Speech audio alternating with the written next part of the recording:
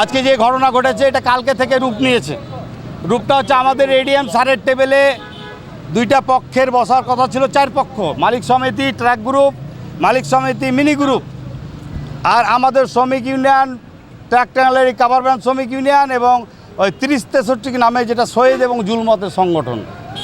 ADM স্যারের কাছে ADM sir সমাধান দিয়েছে, আপনি চলে যান শ্রম দপ্তরে। শ্রম দপ্তরে যদি আপনার কোনো প্রতিষ্ঠানের জায়গা থাকে, টার্মিনাল থাকে, তাহলে আপনি যে ওখানে টাকা তুলবেন, রাস্তায় কোনো টাকা তুলবেন না আপনি।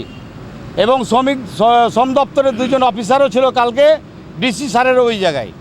তো ওখান থেকে নামার পরে প্রথমেই অ্যাটাক হয় আমার সভাপতির ওপরে। জুলমত, শহীদ, নাসির নামে এক ছেলে, আর একটা ড্রাইভার আছে লিটন, যাকে ভাঙড়ি বলে, মুর্শেদ। যাই হোক, এইরকম 5-7 জন 10 জন মিলে আমার সভাপতির ওপরে আক্রমণ করে। যাক, আপনারা ফুটেজে দেখতে পাবেন যে আমার সভাপতিকে বাঁচাতে গিয়ে ধাক্কাও খেয়েছে।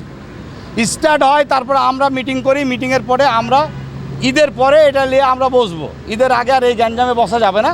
এই সিদ্ধান্তর পরে সন্ধ্যার পরে কিন্তু ওনারা বকুল ড্রাইভার, যেটা ইরফান সুপারে চাকরি করে, ওনার বাড়িতে জোর করে একটা ঘর রুম নিয়ে আসে। বকুল সাহেব থানায় যাচ্ছে, সাংবাদিকের স্বর্ণপন্ন হচ্ছে, কিন্তু ওরা জোর করে ওই ঘরটা নিয়ে আছে। ওই ঘরে কালকে টেবিল এবং চেয়ার যখন দেখেছে, আমাকে বকুল সাহেব বলেছে যে ভাই এখানে আবার চেয়ার টেবিল আমার বাড়ির সামনে এরা জমাই দিল। আমরা রাত্রে 9টার সময় গাড়ি আসতেছে, জোর করে লাঠি দিয়ে দাঁড়ায় আর টাকা 30 টাকা করে নিচ্ছে।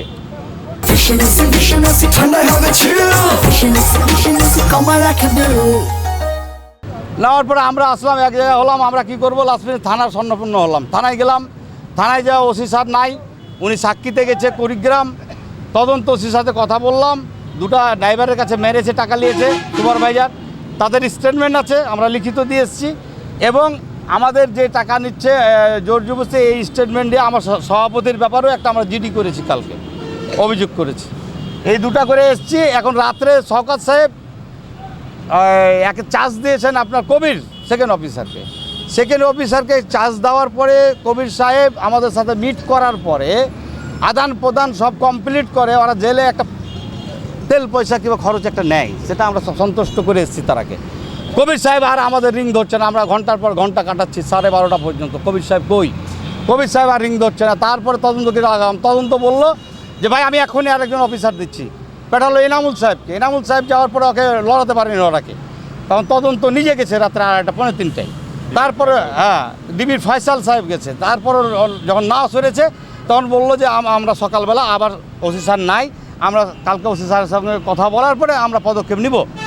নেওয়ার পরে আজকে কিন্তু আমরা মোটামুটি যারা মাস্টার, যেটা আমাদের 34-13 এবং মাস্টার সমিতি, এই ড্রাইভারকে মারা এবং হেল্পারকে মারা নিয়ে, আর ওনাদের মালিকদের বক্তব্য হলো রাস্তায় কোনো আমরা চাঁদা দেবো না, আপনি প্রতিহত করেন।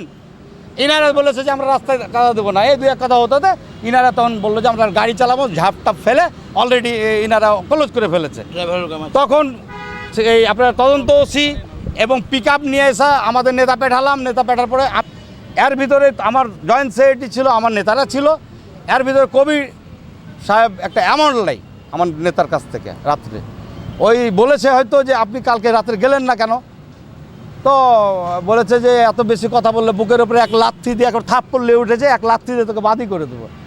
আমার জেলার জয়েন্ট সেক্রেটারি, উনি হচ্ছে একটা থানার সেকেন্ড অফিসার। এইটাই তখন থেকেই কিন্তু জিনিসটা একটা ছিলই। আমাদের মাস্টার সমিতি মাস্টাররা গাড়ি ঝাঁপ লাগিয়ে দেয়, তারা কর্মবিরতি চলে গেছে। ওটাকে হয়তো আমরা টেক আপ দিতাম। যখন আমার সেক্রেটারিকে অলরেডি এই ধরনের আচরণ করার পরে এবং তদন্ত সাহেবের সামনে, তখন থেকে অলরেডি আমাদের শ্রমিক খেপে গেল। আমাদের যেখানে ক্ষমতা আছে, আমরা যখন প্রশাসনের কাছে হেয় প্রত্যপন্ন হয়েছি, তখন আমাদের ক্ষমতায় আমরা রাস্তায় নেমেছি। আর এখন তো ওনাদের এডিশনাল এসপি বলে গেল যে আপনারা গেলে বসে একটা সমাধান দিচ্ছি, এটা আপনারা শুনলেন। এখন যদি এই প্রেক্ষিতে যদি আমাদের সাথে তারা মিট না করে, তাহলে পরবর্তী অ্যাকশন আমরা গোটা জেলাটাকেই আমরা নিয়ে বসে আমরা বন্ধ করে আমরা, এবং আপনাদেরকে দয়াময় করে বলছি, আমাদের এই গরিবের সংগঠন রাস্তায় আজকে যেন ব্র্যাকেট আমাদের দ্বারা না হয়। আপনারা তাদেরকে বলেন যে এই কাজটা করলেন কেন, লাথি তুলে মারতে গেলেন কেন, থাপড় মারলেন কেন।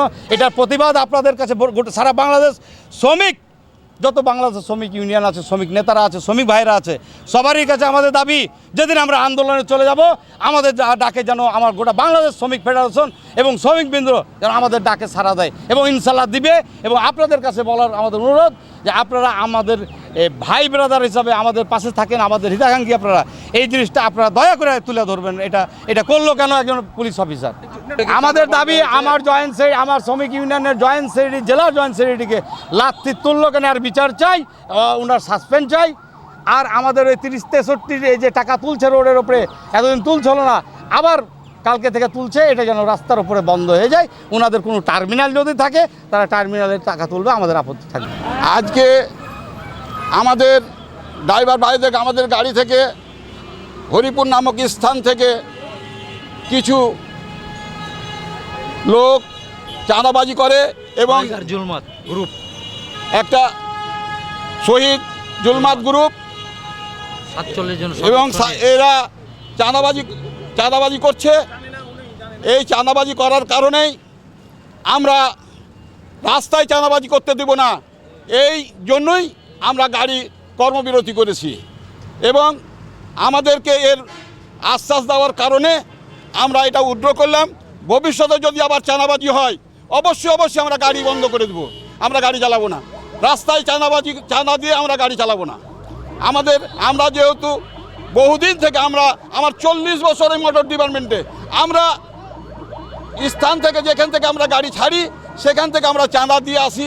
এটা আমাদের উপকারের জন্য, আমাদের পরিবারের উপকারের জন্য আমরা সেই চাঁদা আমরা দিয়ে যাচ্ছি এবং দিয়ে যাব, কিন্তু রাস্তায় কোনো চাঁদাবাজি করতে দেওয়া হবে না। এটাই হচ্ছে আমার শেষ কথা। ঈদের আগেই হোক আর ঈদের পরেই হোক, সারা জীবনই হোক, রাস্তায় চাঁদাবাজি করতে দেওয়া হবে না। এটা যেহেতু সরকার নিষিদ্ধ, রাস্তায় কোনো চাঁদাবাজি হবে না। আবার যদি চাঁদাবাজি হয় আমরা প্রশাসনকে জানাবো, প্রশাসন যদি না মানে আমরা অবশ্যই গাড়ি বন্ধ করে দেবো।